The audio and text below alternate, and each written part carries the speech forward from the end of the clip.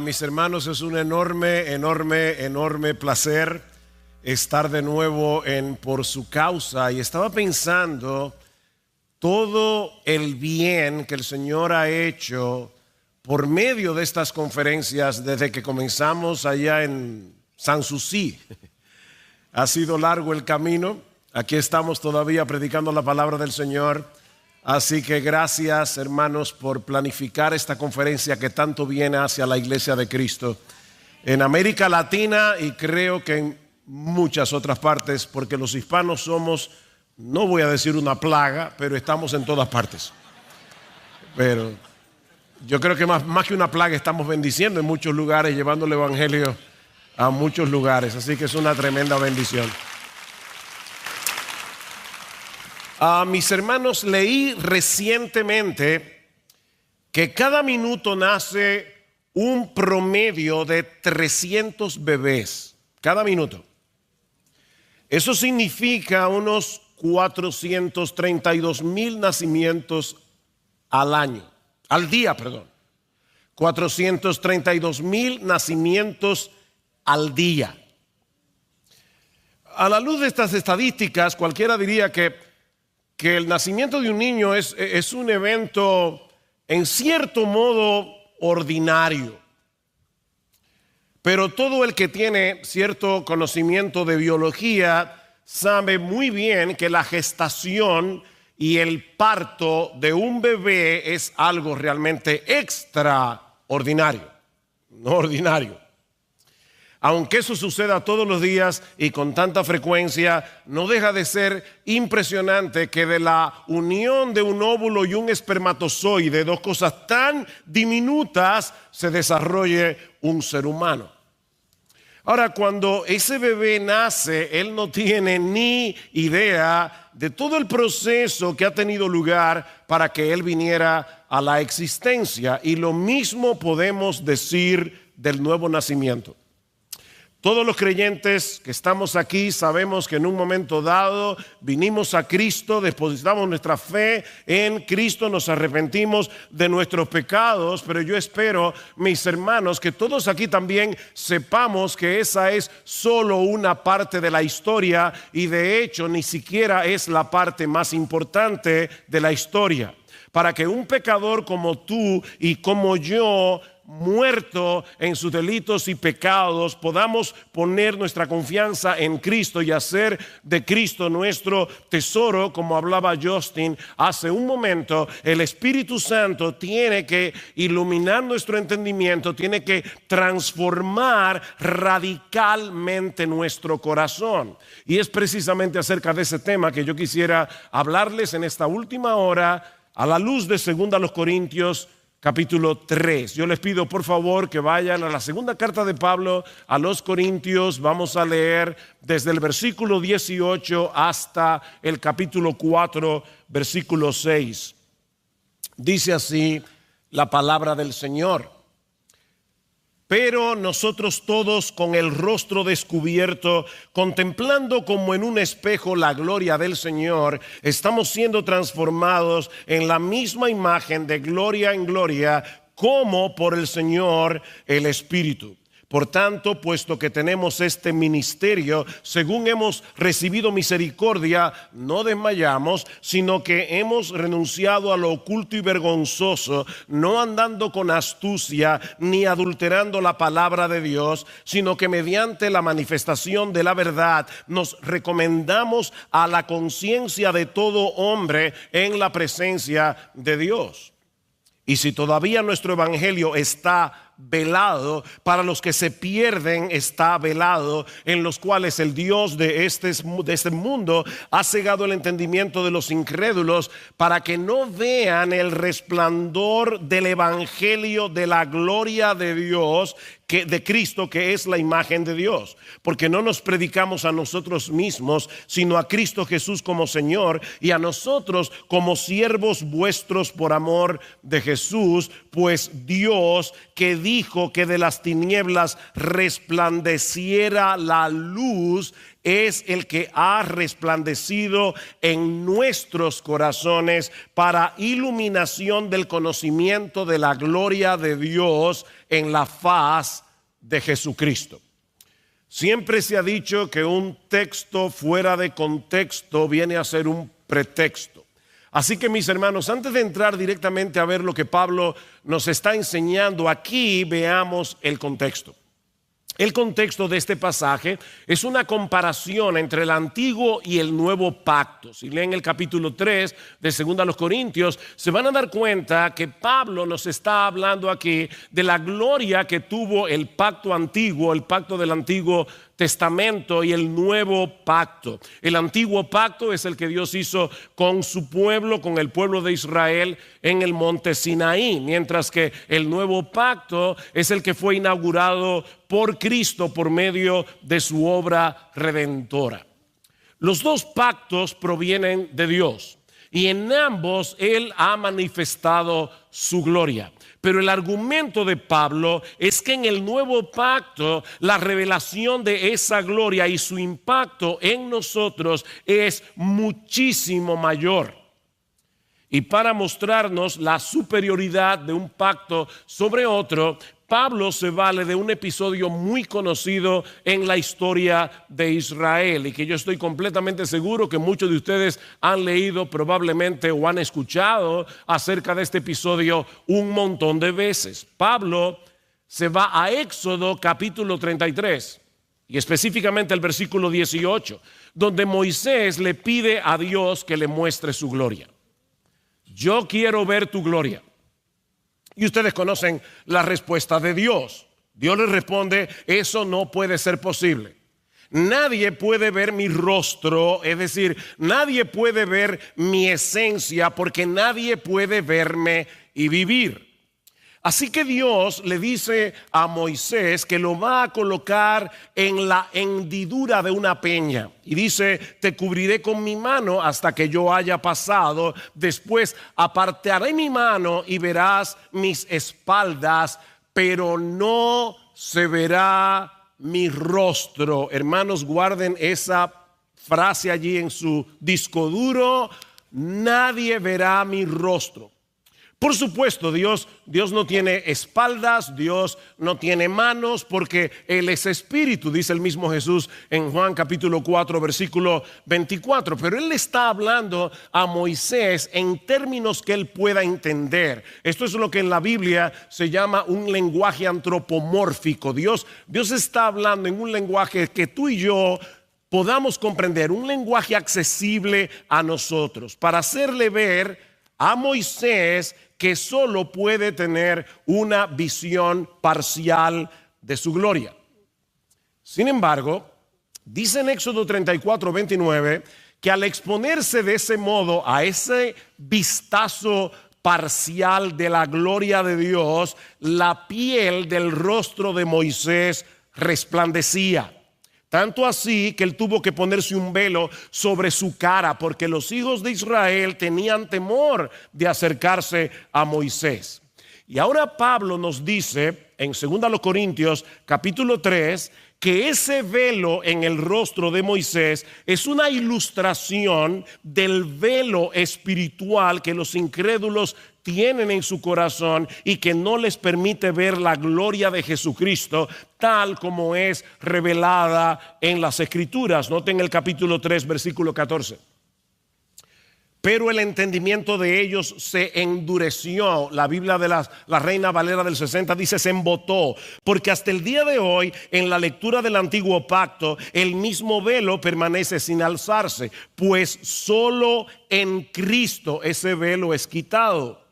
Y hasta el día de hoy, cada vez que se lee a Moisés, un velo está puesto sobre sus corazones. Ese trozo de tela en la cara de Moisés vino a ser una representación de la obstinación del pueblo de Israel en particular y de todos los incrédulos de manera general. Así que mi primera enseñanza, lo primero que yo quiero ver de este pasaje que vamos a considerar en esta hora, es el obstinado corazón de los incrédulos que no les permite ver la gloria de nuestro Señor Jesucristo. No solamente el corazón del pueblo de Israel estaba embotado, es que todos nuestros corazones antes de venir a Cristo estaban en la misma condición. Vean otra vez el versículo 3 del capítulo 4. Y si todavía nuestro evangelio está velado, para los que se pierden está velado, en los cuales el Dios de este mundo ha cegado el entendimiento de los incrédulos, para que no vean el resplandor del evangelio de la gloria de Cristo, que es la imagen de Dios.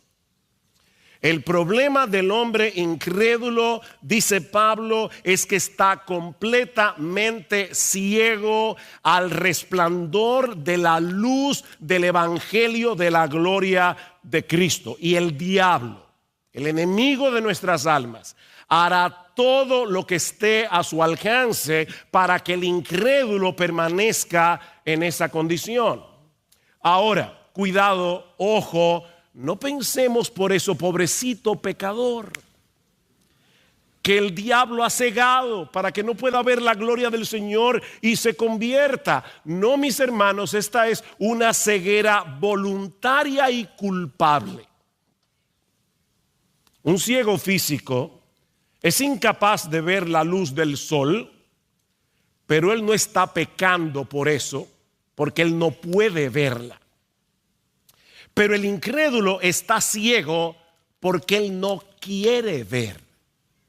Él no es una pobre víctima de Satanás que le ha puesto una venda en los ojos que le impide ver a Cristo en su hermosura y ser atraído a Él. No, mis hermanos, Satanás no ha cegado el entendimiento de personas buenas e inocentes, sino de los incrédulos, dice Pablo, de los que han decidido no creer, de los que se rehúsan a humillarse delante del Señor. Es por eso que en Efesios capítulo 4, versículo 17, Pablo conecta esa ceguera con la dureza del corazón.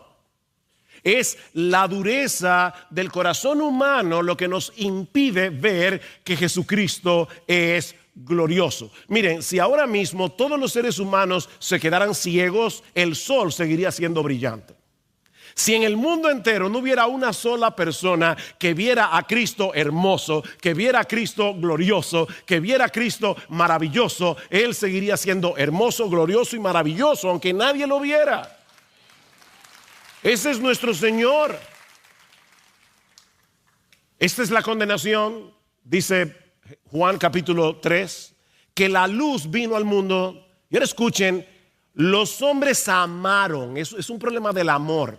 Los hombres amaron más las tinieblas que la luz porque sus obras eran malas. Mis hermanos, antes de que tú y yo viniéramos a Cristo en arrepentimiento y fe por la obra poderosa del Espíritu Santo, tú y yo amábamos las tinieblas porque estábamos tan enamorados de nuestra propia gloria, estábamos tan enamorados de nuestra propia fama que no queríamos ver la de Cristo, no queríamos que Cristo nos hiciera sombra. Todos nacimos bajo el dominio de las tinieblas, dice Pablo en Colosenses capítulo 1, versículo 13. Fuimos trasladados del reino de las tinieblas al reino de su amado Hijo. Esa era tu condición y la mía cuando no éramos creyentes. En 1 Corintios capítulo 2, versículo 14, Pablo dice que el hombre natural, es decir, tal como tú saliste del vientre de tu madre, el hombre no regenerado no percibe las cosas que son del Espíritu de Dios, porque para él son locura y no las puede entender porque se han de discernir espiritualmente. Por supuesto, hay teólogos impíos que leen la Biblia y pueden llegar a comprender intelectualmente ciertas verdades de las Escrituras. Un teólogo impío puede creer que existe una Trinidad, puede entender que la Biblia habla de Dios Padre, Dios Hijo, Dios Espíritu Santo. Un impío puede entender que Jesucristo murió en la cruz por nuestros pecados. Sin embargo, somos incapaces, aún sabiendo eso, de percibir la hermosura de Dios y ser movidos a dejar de confiar en nosotros mismos para confiar únicamente en Cristo para el perdón de nuestros pecados. Y somos incapaces de hacer eso porque no queremos que Cristo se lleve la gloria. Nosotros queremos llegar al cielo. Yo no sé cómo es en otros países de América Latina, pero aquí en República Dominicana yo no sé por qué las personas le ponen letreros a los camiones. Hay algunos camiones que uno de los letreros favoritos es mi propio esfuerzo. Bueno, tú no vas a llegar al cielo manejando un camión que diga mi propio esfuerzo. Porque, como hemos dicho muchas veces, la salvación, no me miren como un hereje, la salvación es por obras, pero no por la tuya ni por la mía, sino por la de Jesús. Es por la obra de Él. Así que es por Cristo que vamos a llegar al cielo. Pero como nosotros no queremos que Él se lleve la gloria en nuestra salvación, preferimos seguir tratando de hacerlo por nuestro propio esfuerzo. Así que, mis hermanos, se trata de una ignorancia obstinada, de una total insensibilidad a la verdad divina. ¿Hay esperanza para el pecador? Sí. Pablo sabía que a pesar de que esa es la condición del hombre sin Cristo, hay esperanza para el pecador, porque él mismo estuvo en esa condición cuando era un fariseo. Él era uno de esos judíos que leía el Antiguo Testamento y no podía ver allí la gloria de Cristo por causa del velo que él tenía en su entendimiento, hasta que el mismo Cristo se encontró con él camino a Damasco y con el brillo de su gloria lo transformó de tal manera que este hombre llamado Saulo dejó de ser un pecador, perseguidor de la iglesia, y vino a ser el apóstol Pablo. Así de poderoso es el brillo de la gloria de Jesús. Y aunque esa clase de encuentro es irrepetible, lo que le sucedió a Pablo es exactamente lo mismo que ocurre en todos nosotros cuando el Espíritu Santo ilumina nuestro entendimiento. Y eso nos lleva a nuestro segundo encabezado. Ya vimos la obstinada ceguera del corazón humano. Veamos ahora en segundo lugar la obra iluminadora del Espíritu en la conversión. Todos los creyentes, mis amados hermanos, pasamos por una experiencia similar a la de Pablo. Solo que en vez de manifestarse a nosotros como lo hizo Cristo con él camino a Damasco, el Señor hace esa obra en nosotros por medio de la predicación del Evangelio. Así que no estés esperando ningún encuentro extraordinario. Cristo se va a encontrar contigo a través de la predicación de su palabra. Note lo que dice Pablo en los versículos 5 al 6. Pablo acaba de decir que si nuestro evangelio está encubierto, entre los que se pierden está encubierto, en los cuales el Dios de este siglo ha cegado el entendimiento de los incrédulos. Sin embargo, Pablo aún así predicaba. Y alguien podría preguntarle legítimamente: pero Pablo, yo no te entiendo. Tú estás diciendo que el pecador está ciego a la luz de la gloria de Jesucristo, y a menos que él vea esa gloria no se va a convertir. Entonces, ¿para qué tú predicas el evangelio? Versículo 5.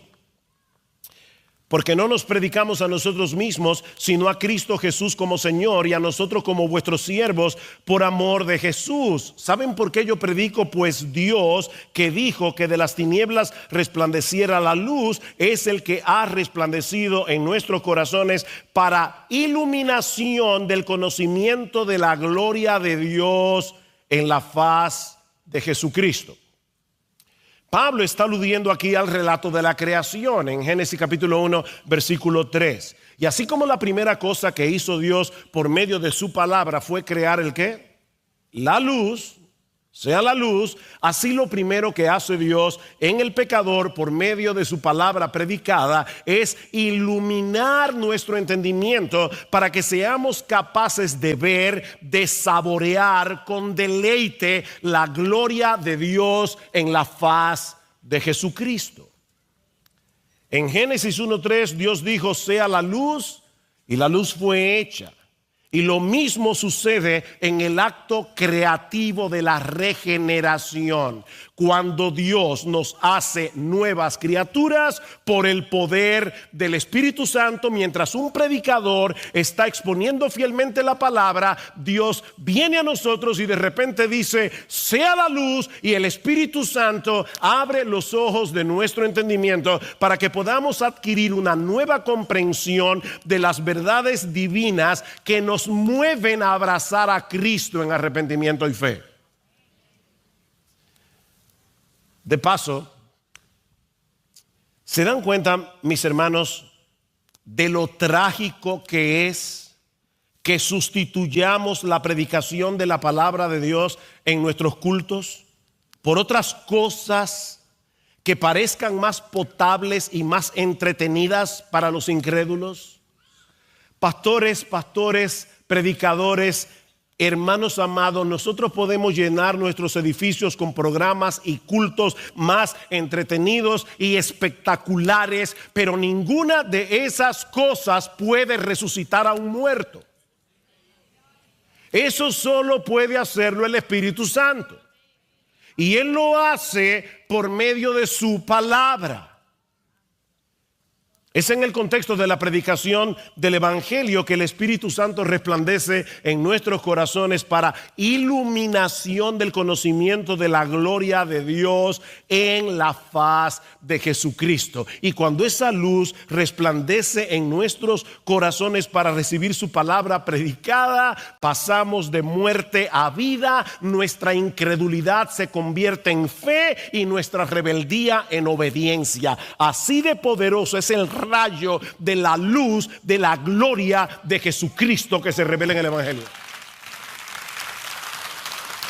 Entonces, comenzamos a ver a Cristo con tal hermosura, lo vemos con tal esplendor, lo vemos tan maravilloso que somos eficazmente atraídos hacia Él para deleitarnos en Él por encima de las cosas creadas. Dice Jonathan Edwards, ese gran predicador de la palabra del siglo XVIII, que el primer efecto de la obra regeneradora del Espíritu, es darle al alma la capacidad de gustar la hermosura y dulzura de la suprema excelencia de la naturaleza divina. Dejamos de adorarnos a nosotros mismos para venir a ser adoradores del Dios vivo y verdadero. El mismo Espíritu que inspiró las Escrituras abre nuestro entendimiento para que comencemos a comprender las Escrituras, pero con una nueva percepción espiritual de las verdades que allí se revelan, una percepción que no teníamos antes. Es entonces cuando podemos ver lo que nunca antes habíamos visto. Que nuestro Señor Jesucristo posee una gloria que lo hace el ser más atractivo de todo el universo. Que no hay nadie como Él. Por supuesto, mis hermanos, al momento de la conversión no estábamos conscientes de esa obra previa de Dios en nosotros, así como el bebé recién nacido no sabe cómo fue que él vino a la existencia. Pero por la Biblia, ahora nosotros sabemos que eso fue lo que sucedió. Mi esposo y yo estábamos recientemente en Sevilla e hicimos un recorrido de el recorrido que hacían los condenados en la Inquisición, desde la cárcel donde eran juzgados hasta el quemadero donde eran quemados públicamente. Y el historiador con el que andábamos nos decía, yo quiero que ahora nosotros aprovechemos frente a este lugar tan icónico de España, de Sevilla, yo quiero que nosotros ahora cantemos, he decidido seguir a Cristo, no vuelvo atrás, no vuelvo atrás. Fue un tiempo realmente muy emocionante cantar, he decidido seguir a Cristo en ese punto allí. Ahora déjenme hacerles una pregunta, porque lo pensé en el momento que estaba cantando todo emocionado. ¿Es correcto que nosotros cantemos yo he decidido seguir a Cristo? Sí, es correcto. Es correcto. Yo fui que decidí seguir a Cristo. Lo que pasa es que a ese corito le faltan estrofas. Porque nosotros deberíamos cantar, he decidido seguir a Cristo, no vuelvo atrás, porque el Padre me ha elegido. Por eso he decidido seguir a Cristo, porque el Espíritu me ha iluminado, porque el Hijo me ha dado vida. O sea que hubo una obra previa para que yo llegara a ese punto en el que yo decidí seguir a Cristo. Y esa obra previa fue la obra regeneradora del Espíritu Santo. La conversión a Cristo, mis hermanos, es un milagro. Es un milagro. Eso solamente puede hacerlo Dios. Dios tiene que abrirnos el entendimiento. Dios tiene que iluminar nuestras mentes. Dios tiene que cambiar nuestros corazones de piedra en corazones de carne para que podamos verlo en su gloria superlativa con los ojos de la fe. Eso solo puede hacerlo Dios. ¿Ustedes recuerdan cuando Jesús en Mateo 16 le preguntó a sus discípulos, ¿quién dicen los hombres que soy yo? Y ellos le dijeron, bueno, algunos dicen que tú eres Juan el Bautista, otros que tú eres Elías, otros Jeremías o alguno de los profetas. Y ahí Jesús les dijo, ¿y ustedes? ¿Y ustedes? ¿Qué piensan de mí? Respondiendo Simón Pedro dijo, tú eres el Cristo, el Hijo del Dios viviente. Wow, amén. Qué inteligente eres, Simón. Lo que ni los fariseos, ni los eruditos de Israel, que conocen tan bien las Escrituras, han podido ver, tú te la llevaste al vuelo. Qué tipo más agudo. Bienaventurado eres, Simón, hijo de Jonás, porque eso no te lo reveló carne ni sangre, sino mi Padre que está en los cielos. Porque nadie conoce al Hijo sino el Padre, nadie conoce al Padre sino el Hijo. Y a quien el Hijo se lo quiera revelar. Dios tiene que tomar la iniciativa. Pedro, tú eres un bendito de Dios. Eres un bendito. Porque el Padre te amó. Y porque te amó desde antes de la fundación del mundo, Él te quiso revelar a ti lo que no le ha revelado a esos fariseos orgullosos. Te lo reveló a ti. Por eso eres un hombre bienaventurado. Mi hermano amado, yo no sé con qué condición tú llegaste aquí a esta conferencia, cuántas cargas tienes en tu corazón, pero déjame decirte algo. Si tú eres un cristiano, si tú eres una cristiana, tú eres la persona más bendita del planeta. Dios quiso vencer, Él quiso y decidió vencer tu ceguera voluntaria y obstinada para que ahora puedas ver. ¿Recuerdas lo que le pasó a Lidia en Hechos capítulo 16? El apóstol Pablo va al río, se encuentra un grupo de mujeres orando al Señor y mientras Pablo estaba predicando, dice Lucas, el Señor abrió el corazón de Lidia para que recibiera lo que Pablo decía. Dios le hizo a Lidia una operación de corazón abierto y solo así pudo creer. Y lo hizo contigo y contigo y contigo y contigo y con todos los creyentes que están en este salón. Y esa transformación que se inició cuando Dios removió el velo que te impedía ver la gloria de Cristo revelada en el Evangelio, continúa avanzando exactamente como empezó, a través de la contemplación de esa gloria, tal como se revela en las Escrituras, por la obra iluminadora del Espíritu Santo. Lo que nos lleva a nuestro tercer encabezado.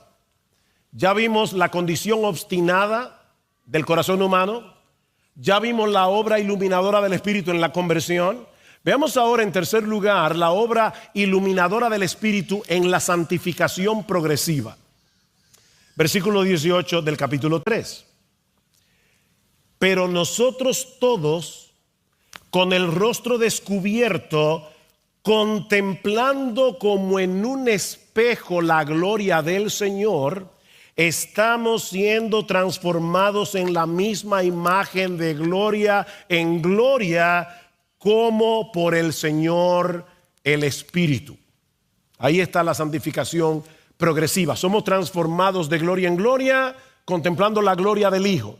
Ahora, mis hermanos, yo no quiero que ustedes pierdan de vista otra vez el contraste entre el antiguo y el nuevo pacto.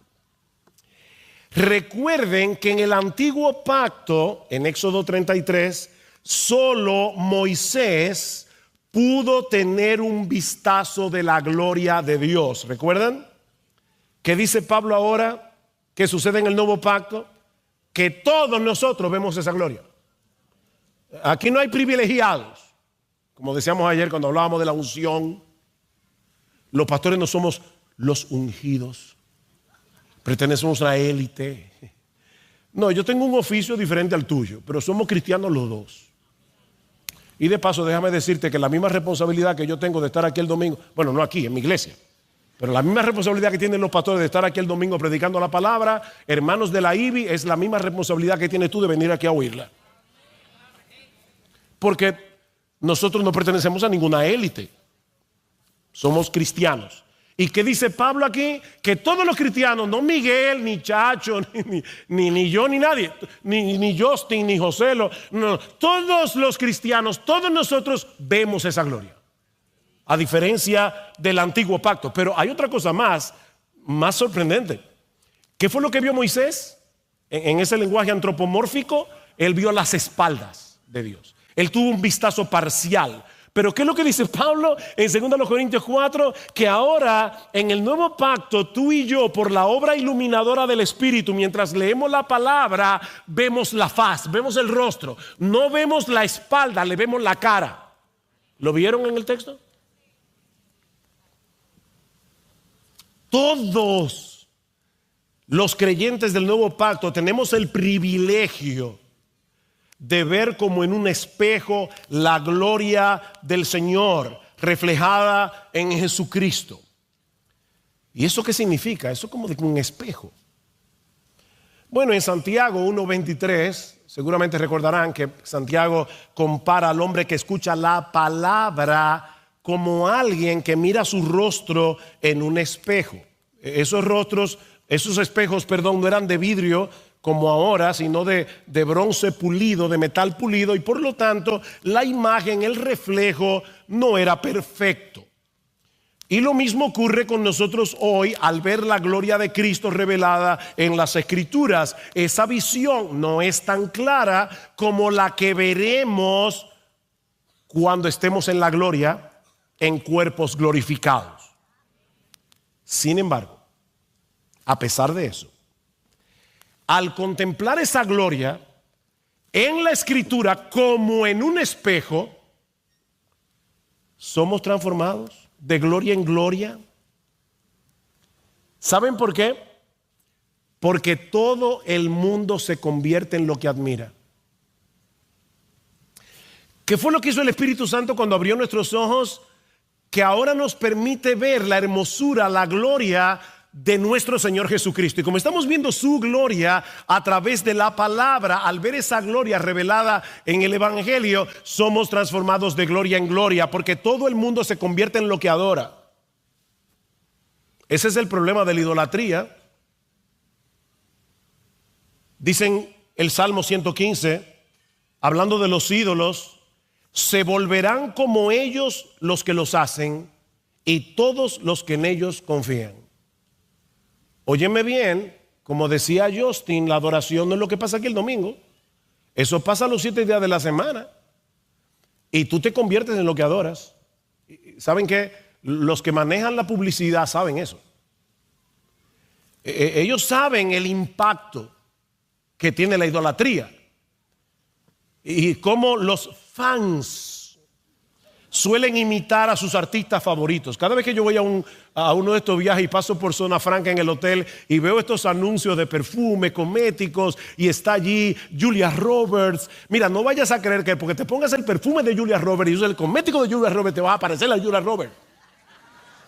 Pero ellos saben que el impacto es tal que todos aquellos que admiran la belleza de esta actriz quieren parecerse a ella. Bueno, mis hermanos, lo que estamos diciendo aquí es que nosotros admiramos a Jesús y contemplamos su gloria en su palabra. Y como admiramos a Jesús y nos deleitamos en Jesús y lo vemos a Él más hermoso que nada de lo que existe en el universo, al contemplar esa gloria somos transformados de gloria en gloria como por el Espíritu del Señor, porque nos convertimos en lo que adoramos. Ese es el proceso de santificación. De hecho, lo que va a ocurrir cuando lleguemos al cielo es que vamos a poder contemplar la gloria de Jesús como nunca antes la habíamos visto, y la clara contemplación de esa gloria nos transformará por completo a su imagen y semejanza. Eso es lo que dice Primera de Juan capítulo 3. Cuando Él se manifieste, seremos semejantes a Él. ¿Por qué? Porque le veremos tal como Él es, y todo el que tiene esa esperanza en Él se purifica a sí mismo como Él es puro. Veremos a Cristo y la contemplación de esa gloria en cuerpos glorificados nos transformará por completo. Pero ahora, eso está sucediendo gradualmente mientras contemplamos esa gloria como en un espejo a través del Evangelio. ¿Tú quieres tener victoria sobre el pecado? ¿Tú quieres seguir avanzando en tu proceso de transformación y de madurez? No hay atajos aquí. Tienes que mirar a Jesús. Tienes que mirar a Jesús. Tienes que contemplar, saborear, gustad y ved que es bueno el Señor. Atesorar su gloria hasta que el brillo pasajero de las cosas de este mundo pierda su valor. Mira a Cristo, mira a Cristo, mira a Cristo en su palabra. Admíralo tanto, tanto, tanto, que cuando el diablo te traiga sus ofertas y tú lo mires a través del brillo de la gloria de Jesús, esto parezca basura. Así es que somos transformados.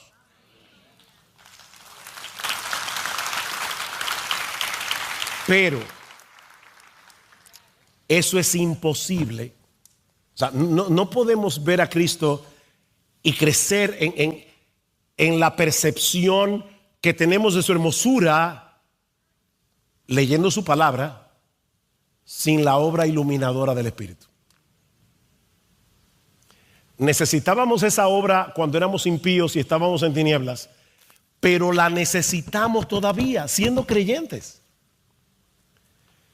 ¿Qué le pide el salmista al Señor en el Salmo 119? Abre mis ojos y miraré las maravillas de tu ley. El salmista sabía que podemos leer la palabra usando nuestro conocimiento de la gramática y tratar de entender el significado del texto, pero él quería más que eso. Él quería ver las maravillas reveladas en este libro. Las maravillas. ¿Y qué son esas maravillas? Otra vez cito a Jonathan Edwards. El salmista se refiere, dice él, a las maravillosas manifestaciones de la gloria y las perfecciones divinas presentes en los mandamientos y doctrinas de la palabra. Eso es lo que él quiere ver. Tú y yo necesitamos ver las maravillas que Dios ha revelado de sí mismo, que Dios ha revelado de su obra en su palabra. Pero para eso necesitamos que Él siga abriendo nuestros ojos. Necesitamos más visión. Para que un ciego vea las estrellas, él necesita dos cosas. Primero, visión y un telescopio. Bueno, los creyentes que estábamos ciegos, recuerdan, ahora podemos ver esa estrella de la mañana resplandeciente de Jesucristo, porque tenemos visión, el Espíritu Santo nos iluminó y tenemos el telescopio. Aquí está. Pero todavía necesitamos cada día una visión más clara, más clara, más clara.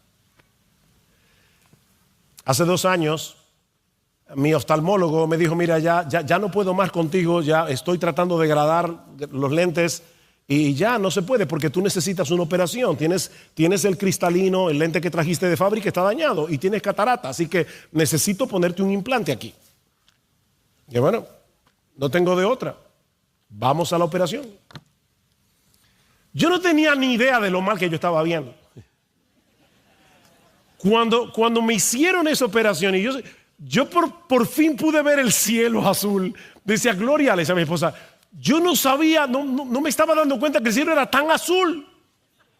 Yo necesitaba una operación. Ahora, yo no estaba ciego, pero yo necesitaba que mis ojos funcionaran mejor. Lo que yo estoy diciendo, mis hermanos, es que tú y yo tenemos catarata en los ojos del alma. Y nosotros, siendo creyentes, tenemos catarata. Y necesitamos que el Espíritu Santo siga abriendo nuestros ojos espirituales. No para revelarnos nuevas verdades, sino para enseñarnos las maravillas que Él ya reveló y que están escritas en este libro.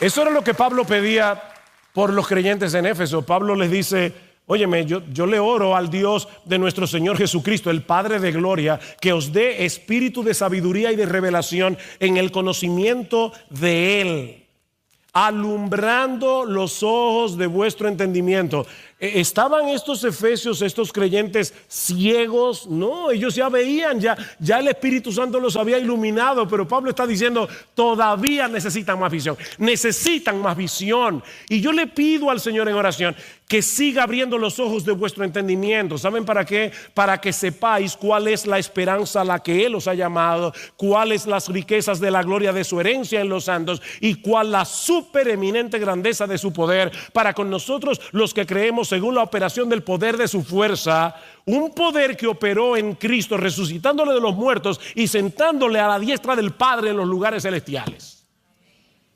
O sea, tú y yo necesitamos vivir a la luz de la esperanza que ahora tenemos en Cristo. Tú y yo necesitamos vivir a la luz de las riquezas de la gloriosa herencia reservada para nosotros en los cielos. Y tú y yo necesitamos estar conscientes de la supereminente grandeza del poder de Dios que está a nuestra disposición para que podamos luchar eficazmente contra el pecado, para que podamos seguir desarrollando el carácter de Cristo. El diablo te dice que tú no puedes, el diablo te dice que para ti no hay esperanza. Pablo dice, por inspiración del Espíritu Santo, que sí puedes, porque el poder que resucitó a Jesucristo de los muertos, el poder que sentó a Jesucristo en los lugares celestiales, está disponible para ti. Nosotros necesitamos saber eso. Ahora, ¿saben qué? Todo eso ya fue revelado en la Biblia.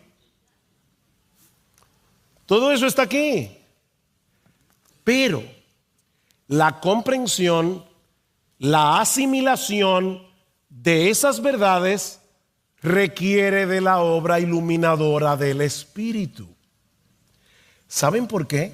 Yo les decía a ustedes que todos nosotros tenemos catarata. El pecado todavía mora en nosotros y el pecado en cierto grado todavía oscurece el entendimiento. Tú y yo tenemos que vencer prejuicios del corazón para dejar de competir con la gloria de Jesús, para querer que sea su gloria la que brille en vez de querer que los demás vean nuestra vanagloria. La Biblia es tan precisa, ¿verdad? Que a nuestra gloria le llama vanagloria. O sea, una gloria vana, o sea, una gloria hueca, o sea, una gloria que no es gloria. que tú no eres el ser extraordinario que tú crees que eres, ni yo tampoco. Pero para eso necesitamos la obra iluminadora del Espíritu. Esos prejuicios deben ser vencidos para que podamos entender y aceptar ciertas doctrinas. ¿A ti no te ha pasado que leyendo la Escritura y leyendo acerca del infierno, de repente lo sientes demasiado fuerte? ¿Es porque tú eres más bueno que Dios? ¿O es porque el pecado que mora en ti te impide ver la justicia de Dios con tal claridad que tú entiendas que todo aquel que pisotea esa gloria merece el infierno? Eso es prejuicio. Necesitamos luz para obedecer sus mandamientos, entenderlos y obedecerlos. Y eso es lo que hace el Espíritu de Dios mientras leemos la palabra que Él inspiró. Mira, mi hermano, y yo sé que es tarde, estamos cansados, pero escucha esto para que seas agradecido. Si tú estás leyendo la Biblia y eres capaz de entender lo que lees y aceptas con gozo el contenido de lo que estás leyendo y aprecias más a Cristo y su evangelio y tienes un mayor deseo de hacer la voluntad de Dios y tu esperanza y tu confianza se fortalecen leyendo la Biblia, dale gracias al Señor ahí mismo, porque eso solo fue posible por la obra iluminadora del Espíritu en ese momento. Él está obrando continuamente, diariamente, para que tú y yo podamos entender este libro. Es que tú lees de repente una promesa y dices, wow, lo vi. Ahí mismo, gracias Señor. No es porque yo soy más inteligente, es por la obra de tu Espíritu. Escribiendo a los tesalonicenses, Pablo les dice, yo doy gracias a Dios sin cesar de que cuando recibisteis la palabra de Dios que oísteis de nosotros, la recibisteis no como palabra de hombres, sino según es en verdad la palabra de Dios, la cual actúa en vosotros los que creen. ¿A quién le daba gracias Pablo? ¿A los tesalonicenses o a Dios? A Dios. ¿Y sabes por qué Pablo le daba gracias a Dios?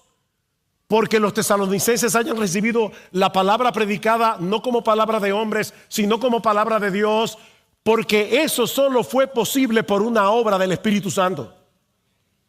De lo contrario, nosotros diríamos, como dicen muchos miembros de las iglesias, eso es lo que dice Miguel,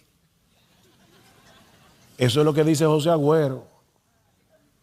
No, óyeme, si tus pastores te están demostrando con argumentos que eso es lo que el texto bíblico realmente dice, eso no es palabra de hombres, eso es palabra de Dios. No porque Miguel sea inspirado, ni José Agüero, ni Chacho, ni Joselo, ni ninguno de nosotros. No somos inspirados. Pero la predicación de la palabra de Dios es la palabra de Dios, dice el Catecismo de Heidelberg. La predicación fiel de la palabra de Dios es la palabra de Dios. Pablo daba gracias a Dios, no a los tesalonicenses. En conclusión, y parafraseando al autor de Eclesiastés, el fin de todo discurso oído es este: tú y yo necesitamos la obra del Espíritu para ser salvos. Tú y yo necesitamos la obra del Espíritu para ser santos. Eso es todo lo que yo he querido demostrar en esta noche. Sí, es nuestra responsabilidad leer la Biblia con atención. Es nuestra responsabilidad hacer todo el esfuerzo y aplicar las reglas de interpretación bíblica correctas para entender el texto bíblico. Tú y yo tenemos una responsabilidad. Por eso Pablo le dice a Timoteo, Timoteo, considera lo que digo. ¿Sabe lo que dice el texto? Literalmente en el griego, Timoteo, dale mente a lo que digo y el Señor te dará entendimiento en todo. Ven, yo hago mi esfuerzo de entender, dale mente, y en ese esfuerzo el Señor te dará entendimiento, porque Dios no ha prometido bendecir a vagos.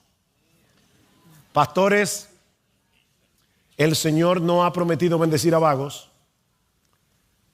Sé que ustedes han oído seguro la historia del pastor que vivía al lado de su casa, de la iglesia, y que preparaba el sermón yendo camino de su casa a la iglesia. Y los hermanos lo mudaron a 10 kilómetros de la iglesia, porque así no se puede. Dale mente, preparar un sermón toma tiempo. Estudiar la escritura para cualquier cristiano toma tiempo. Timoteo, procura con diligencia presentarte a Dios aprobado como un obrero que no tiene de qué avergonzarse, que traza bien la palabra de verdad. Así que nosotros tenemos que poner nuestra mente, nuestras capacidades intelectuales, cada cual según lo que el Señor le dio, para poder entender este libro. ¿Y sabe lo que dice la Biblia? Que este libro hace entender a los simples. Esto no es física cuántica. El Señor hace entender a los simples. Este libro ilumina el entendimiento, hace sabio al sencillo. Y me llama la atención la palabra sencillo, la palabra hebrea que aparece allí significa una puerta abierta. Hay personas que tienen la puerta abierta para recibir todo lo que leen en internet. Eso es un simple, un sencillo.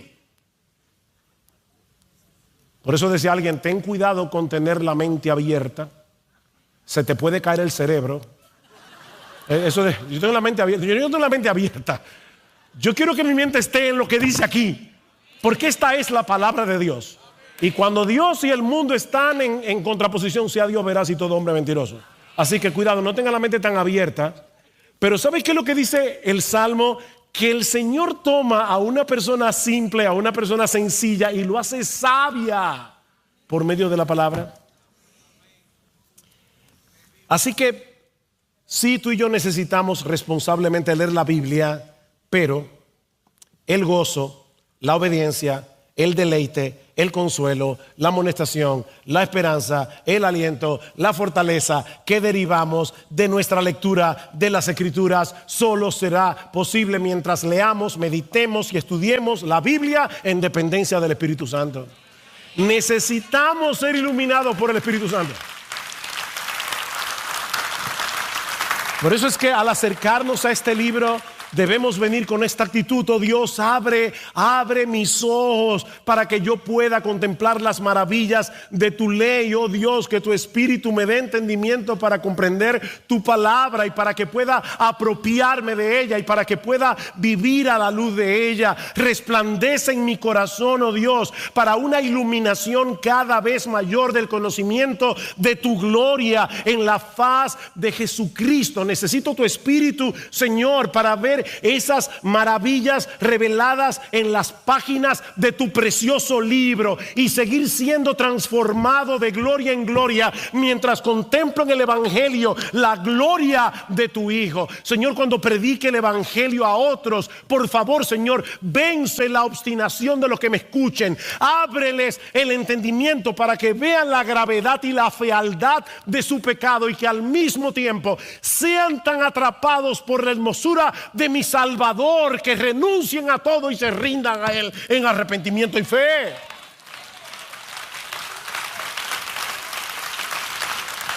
Oh, mis hermanos, que el Espíritu Santo se derrame con poder sobre este auditorio, para que la palabra predicada, no solamente ahora, todo lo que ustedes han escuchado a lo largo de este fin de semana y lo que van a escuchar mañana, obre eficazmente en cada corazón. Por un lado, venciendo la obstinación de algunos que probablemente aquí están sin Cristo, o que sean atraídos hoy de la muerte a la vida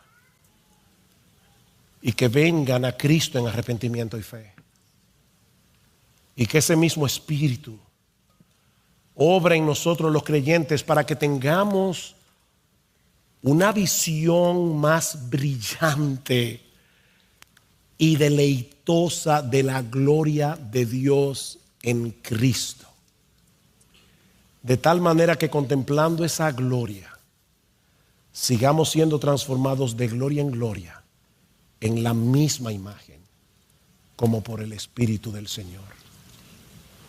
El Señor bendiga su palabra. Amén.